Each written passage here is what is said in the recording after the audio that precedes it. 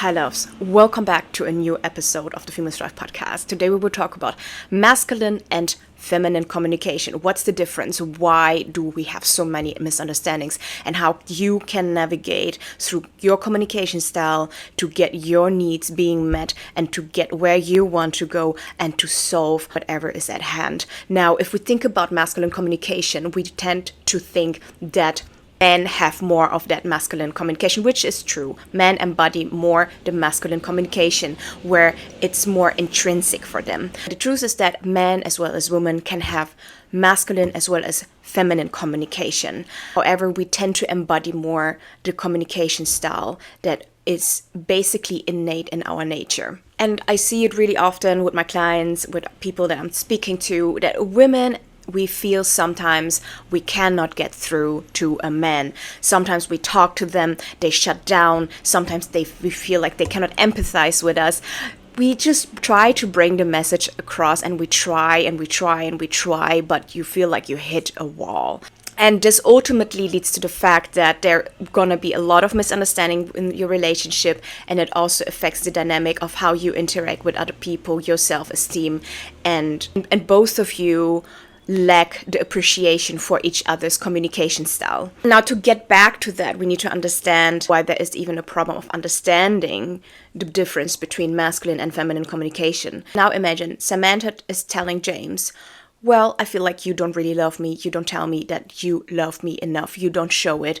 And I feel very unappreciated. Whereas James is going to reply, well, I told you yesterday already that I love you. What else do you want me to do? Now, this is because men are grown up as having the stoic mindset that whatever comes, they see it as a challenge and they feel like they want to solve it and they want to overcome it. And thinking about that, it totally makes sense because men back then, they were the hunters. They know the problem is about my wife, my kids, they are hungry. Therefore, I need to get out there. I need to hunt down a tiger. I need to hunt down whatever is out there. I need to increase my territory so everyone can live well in peace, so that we have enough space, right? But what happens is that throughout the years, while men are growing up, they are being confronted with emotions, and what they miss during their development is that they don't have the tool to regulate their emotions. The study of Gottman also shows that when during times of conflict and distress,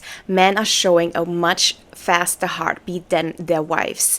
So they are feeling a lot of distress physiologically. However, when it comes to communicating, they tend to not talk about it.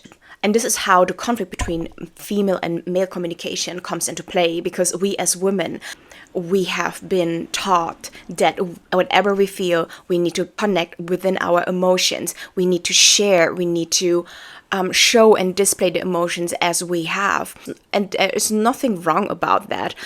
The issue just arises when we have, on one hand, someone who is not capable to regulate the emotions and not talking about the emotions, and on the other hand, someone who is expecting the feedback. We have on the one hand, see as example James and Samantha. James, who is not capable of regulating his emotions and therefore is maybe bursting out to Samantha. And on the other hand, Samantha is someone who wants to share, who wants to receive, and needs this reciprocation between her and her husband, right? But how can you talk to someone when he is not able to regulate his emotions, to express them, to bring that across? It's basically you want someone to build a house, but this person doesn't even have the tool or the skills to do so, but you ask the person to do so. And maybe the person doesn't even know the concept of a house, right? So this is roughly the metaphor that you could picture it. While men feel overwhelmed, women feel underappreciated. We don't feel we are being heard. We don't feel like we can share. We don't feel that we are in a safe place. We don't feel that there's someone who can hold our emotions, who's listening to us, where we can have this closeness, this emotional closeness with someone. And ultimately what happens is that women tend to overcompensate.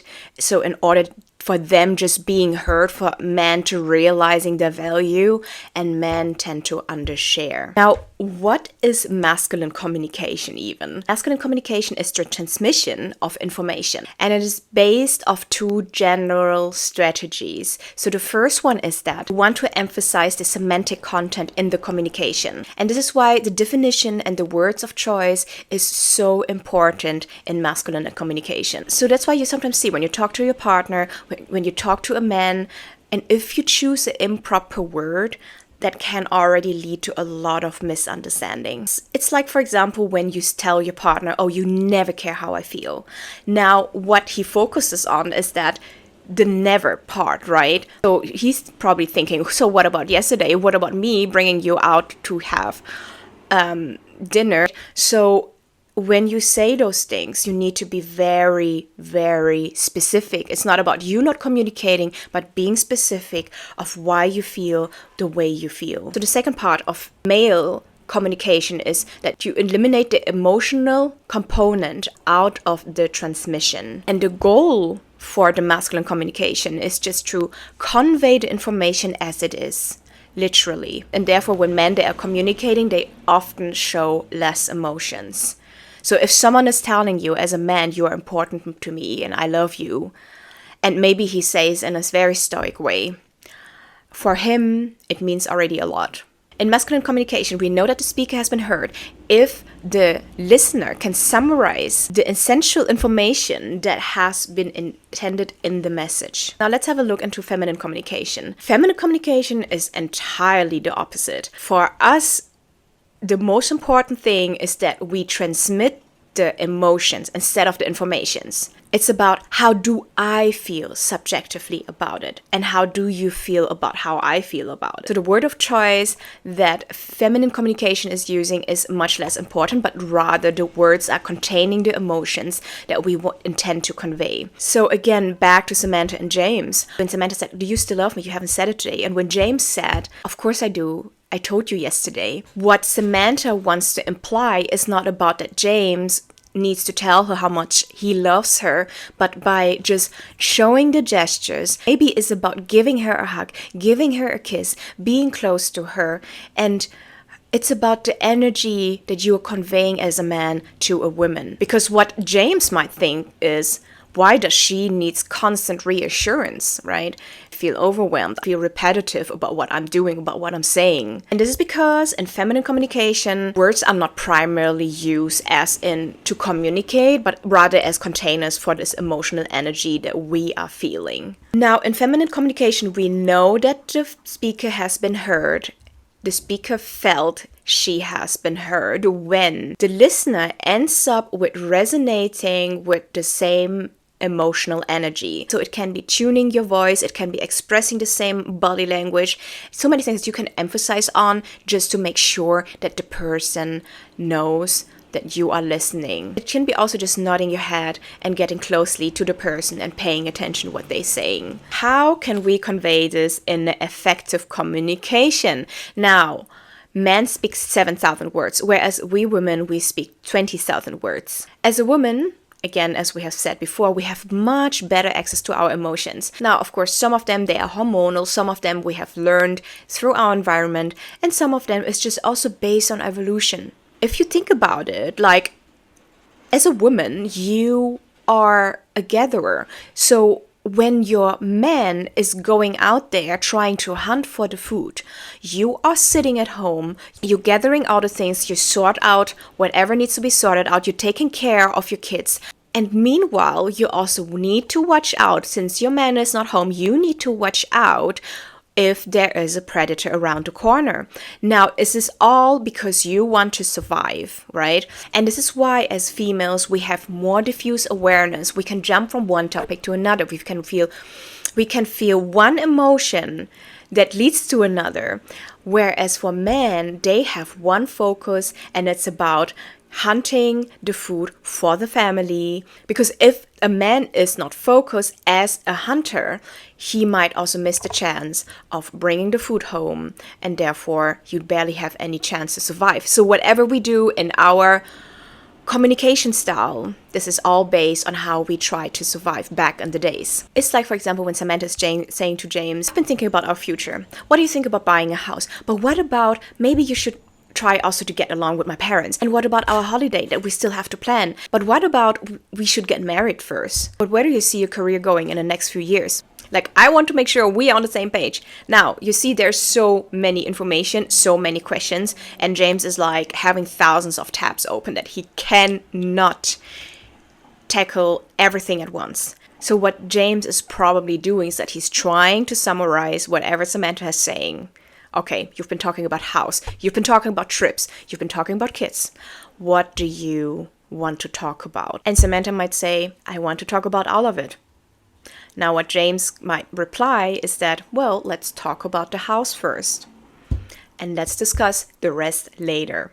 If we do now that in a reverse style, if James' intention is to build with Samantha a future, the way he would approach it is, hey, I've been thinking about the future. What about we buy a house? So now Samantha, she might start to brainstorm. Well, what about having kids? Have you thought about that? And do you think we are financially stable enough? Where do you see your career going in the next 4 years?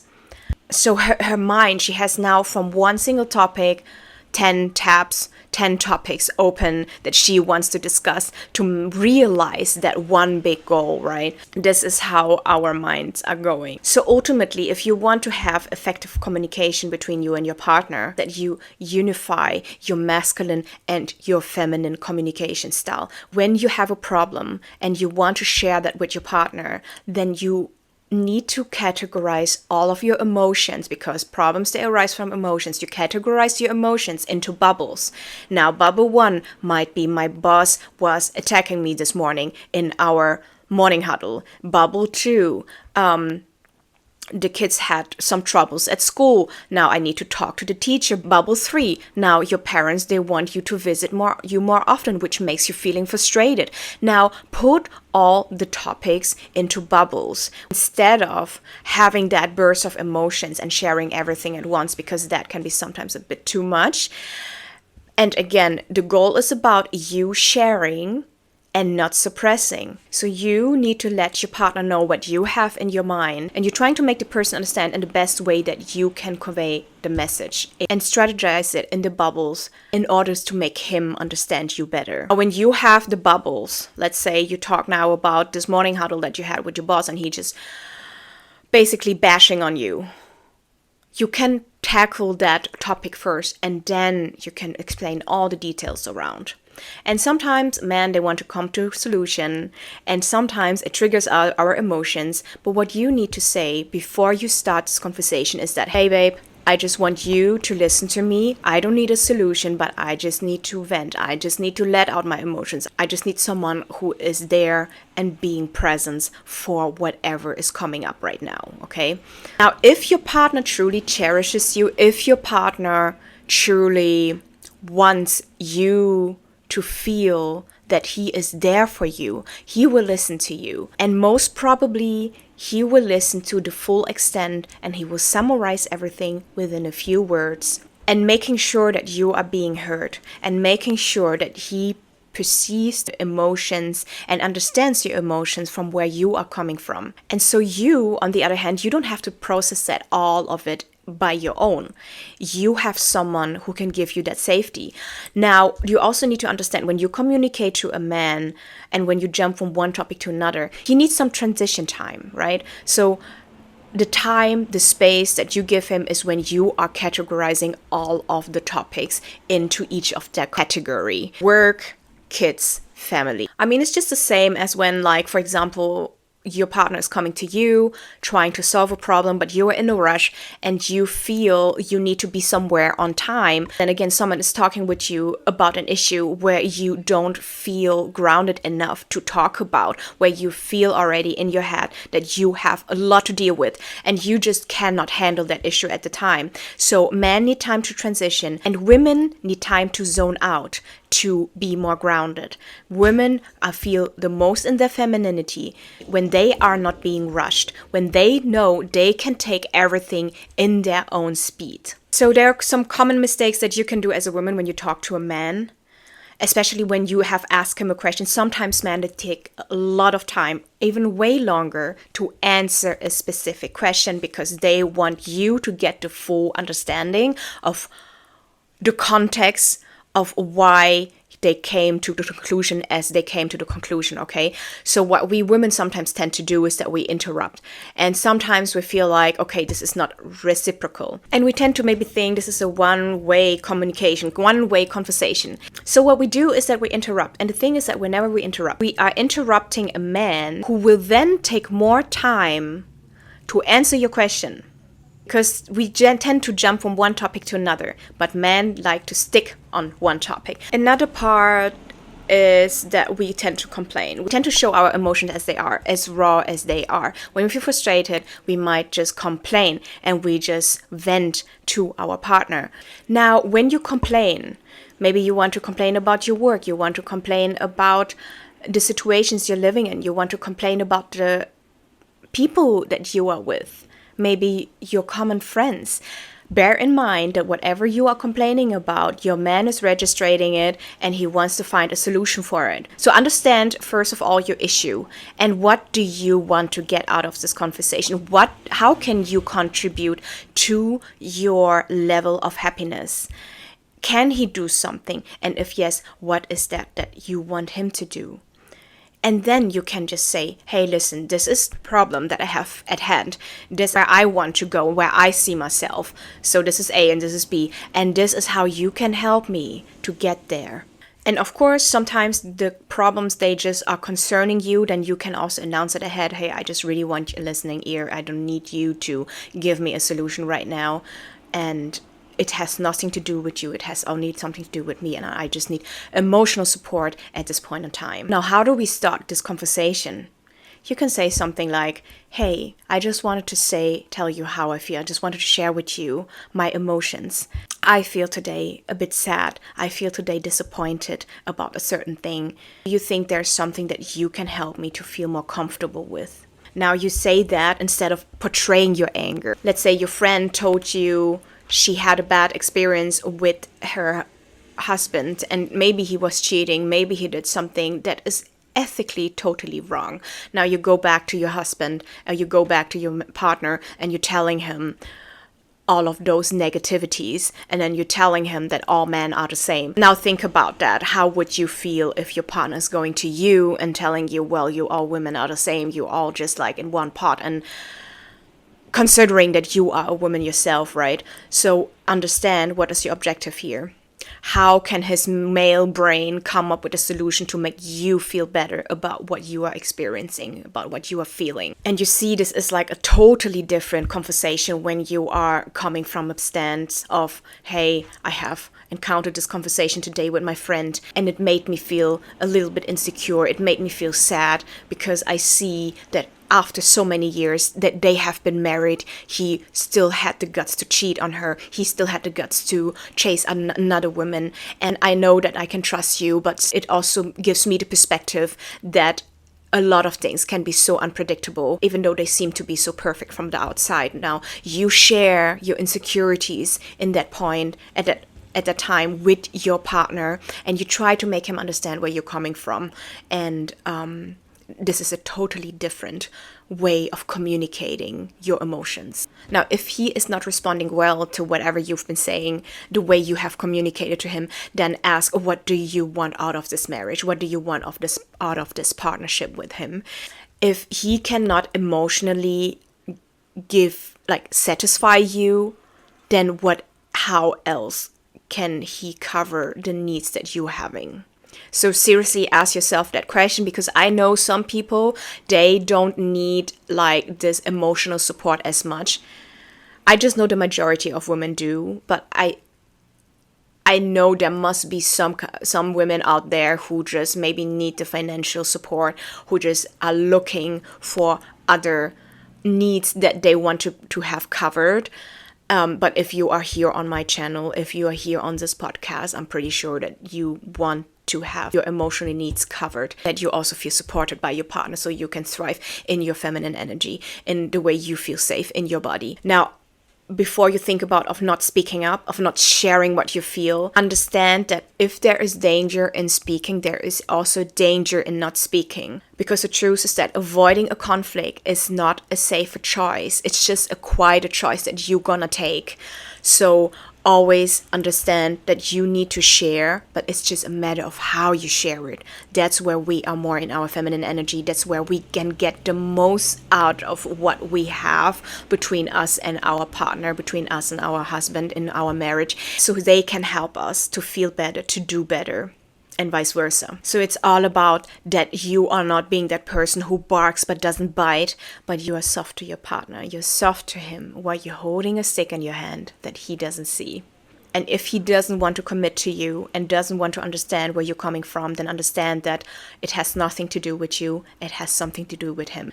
Because men are only ready to commit when they are ready to commit, and it has nothing personal. It has nothing to do with you. So overall, understand that also your words have a very strong power on men. Sometimes we feel like they don't have any strong values. They don't have a power to move a man's emotions. They do. It's just men physically, again, they cannot portray as much as we do. They cannot regulate as much their emotions. Well, they feel all of those emotions. They don't seek out for help. They don't talk to you about certain things unless they feel safe. Now, what you want is that you are being soft, right? Because again, it's about not him having that safe place on the one hand, but also you having your needs being met, you having that emotional support from you having him to giving you that safe space as well to vent, to let out your emotions, to being understood and being heard.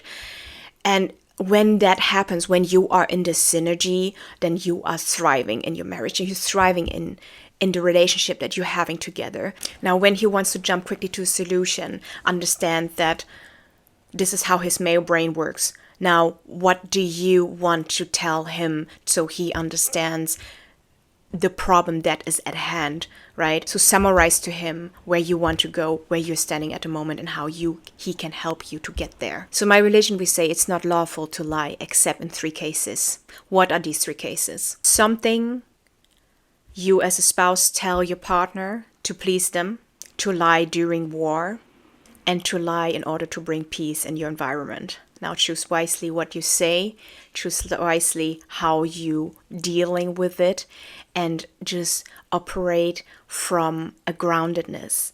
Operate from you feeling not rushed whenever you communicate, and that you're being in tap with your feminine energy, and that nothing can bring you out of this mode. Now, if you have any further questions, if you have any remarks to what we have been speaking about today about feminine and masculine communication, feel free to leave a comment below. Don't forget to subscribe. I see so many of you are watching my content, and I just don't want you to miss out any further episodes about feminine and masculine communication, because there's still so much to come. And stay tuned. I'll send you lots of love, and I will see you next time. Mwah.